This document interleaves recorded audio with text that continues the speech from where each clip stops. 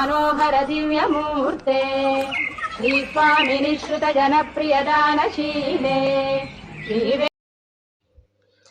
നേരം വെളുത്ത് കഴിഞ്ഞപ്പം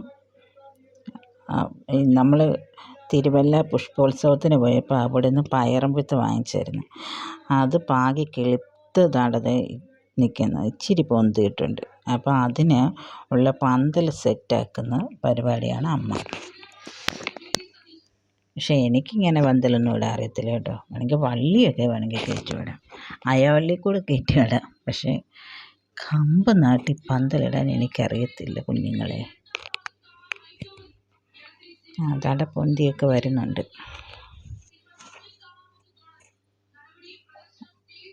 പന്തലൊക്കെ ആയിക്കഴിഞ്ഞിട്ട് നമുക്ക് ശരിക്കും പയറൊക്കെ കയറി പന്തൽ നല്ല സെറ്റായിട്ട് നമുക്ക് പിന്നെ ഞാൻ കാണിച്ചു തരാമേ.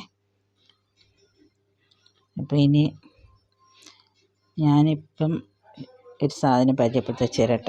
ഈ ചിരട്ടയ്ക്ക് 1 കിലോയ്ക്ക് ആക്രിക്കാർക്ക് 17 രൂപയ്ക്കാണ് നമ്മൾ കൊടുക്കുന്നത്. അതായത് അവരിങ്ങോട്ട് നമുക്ക് 17 രൂപ തന്ന് എടുത്തുകൊണ്ട് പോകും. ഇത് ഞാൻ എരയൂപേരി ഒരു പച്ചക്കറിക്കട ചെന്നപ്പോൾ അവിടെ എഴുതി വെച്ചേക്കുന്നുണ്ട് ചിരട്ട എടുക്കുമെന്ന്. അപ്പം എനിക്ക് ഇതുപോലെ ഇങ്ങനെ എപ്പോഴും ചോദ്യങ്ങൾ മാത്രമേ ഉള്ളൂ. അപ്പം ഞാൻ അവരോട് ചോദിച്ചപ്പോൾ പറഞ്ഞു 1 കിലോ ചിരട്ടയ്ക്ക് 20 രൂപ. ഇത് മിക്കവാറും എടുത്ത് തീ കത്തിച്ച് കളയല്ലേ. അപ്പം തീ കത്തിക്കാൻ വിറകൊക്കെ ഉണ്ട്. അപ്പം നമുക്ക് ചിരട്ട ഇവിടെ ആക്രിക്കാരാഴ്ച 3 പ്രാവശ്യമൊക്കെ വരും. അവർക്ക് കൊടുക്കുകയാണെങ്കിൽ എനിക്ക് ഇച്ചിരി പൈസ കിട്ടും. അപ്പം ഇതുപോലൊക്കെ ചിരട്ടയൊക്കെ ഉണ്ടെങ്കിൽ എടുത്ത് സേവ് ചെയ്ത് വെച്ചോ, അവർ വരുമ്പോൾ കൊടുക്കാം. ഉണ്ട് നല്ല നല്ല നട്ടുച്ചയ്ക്ക് അമ്മ തൂത്ത് വാരുക. ഇത് 9.5 സെൻറ്റ് സ്ഥലമുണ്ട്, അത് മൊത്തം തൂത്ത് വാരും. ഇത്രയും വൃത്തിയായിട്ട് ഈ അയൽവക്കത്തൊരു വീടും ഇല്ല. ഇത് നമ്മുടെ വഴിയാണ്. ഈ വഴിക്ക് വീതിയൊന്നുമില്ല, നമുക്ക് ഒരാൾക്ക് നടന്ന് വരാം, അത്രയേ ഉള്ളൂ. അതിൻ്റെ കാരണക്കാർ ദയാണ്ട വെള്ള പെയിൻ്റ് അടിച്ച് വീട് കണ്ടോ, അവരുടെ മതിൽ കണ്ടോ, നമ്മുടെ വഴിയിൽ ഇറക്കി വെച്ചാണ് കെട്ടിയേക്കുന്നത്. പിന്നെ എന്നിട്ട് അവർ ഇതുവഴിയാണ് നടന്നു പോകുന്നത്, അവരുടെ തള്ള ഇതുവഴിയാണ് നടന്നു പോകുന്നത്. ഇത് കണ്ടോ, ഈ മാവ് ഞാൻ തെള്ളിക്കാവിൽ നിന്ന് വാങ്ങിച്ചതാണ്. തെള്ളിക്കാവിൽ നിന്ന് 1.5 വർഷം കൊണ്ട് മാങ്ങയാകുമെന്നാണ് പറഞ്ഞത്. ആകുമായിരിക്കും. ഇതിൻ്റെ കൂടെ നമ്മളൊരു വിയറ്റ്നാം എർലിയും കൂടെ വാങ്ങിച്ചിട്ടുണ്ട്. അത് ഇതുപോലെ ചെറിയ തൈയായിട്ട് നിൽക്കുക, അതിൽ ചെറിയ പൊട്ടായിട്ട് ചക്കയൊക്കെ ആയിട്ട് വന്നിട്ടുണ്ട്. അങ്ങനെ 9.5 സെൻറ്റും തൂക്കുന്ന ആ യജ്ഞത്തിലാണ് അമ്മ. അപ്പം നമുക്ക് ഇങ്ങനെയൊക്കെയാണോ നിങ്ങളുടെയൊക്കെ പറമ്പൊക്കെ കിടക്കുന്നത്? പിന്നെ ഈ ചക്ക ഉണ്ടല്ലോ, നമുക്ക് ജൂൺ ജൂലൈ മാസത്തിലാണ് വിളവെടുക്കുന്നത്. അപ്പം നമുക്ക് നല്ല മഴയത്ത്, കോരിച്ചൊരിയുന്ന മഴയത്ത് നമുക്ക് മീൻകറിയൊക്കെ കൂട്ടി അടിക്കാം. ഇവിടെ ഒക്കെ എപ്പോഴും നല്ല ക്ലീനായിരിക്കും. ഇല്ലെങ്കിൽ പന്നി വന്ന് കുത്തിമറിക്കും. പന്നിയും പന്നിയെലി 2 ശല്യം. എവിടെയെങ്കിലും കരിയിലയുടെ തുമ്പ് കിടന്നാൽ മതി, അവിടെ പന്നിയെലി കുത്തിമറിക്കും. ഇത് നമ്മുടെ ചെറിയ ചാമ്പയാണ്, നല്ല ചുമന്ന ചാമ്പയ്ക്ക, കുഞ്ഞു ചാമ്പയ്ക്കയാണ്. ചൂടലായോണ്ടായിരിക്കും. പിന്നെ നല്ല മധുരമാണ്. പക്ഷേങ്കിൽ അതുപോലെ അതിനകത്ത് പുഴുവുണ്ട്.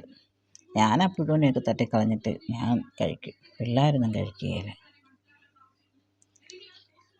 അപ്പം നമ്മുടെ കിണർ, നമുക്ക് ദാഹജലം തരുന്ന കിണറിനെ കൂടെ ഒന്ന് പരിചയപ്പെടുത്താം.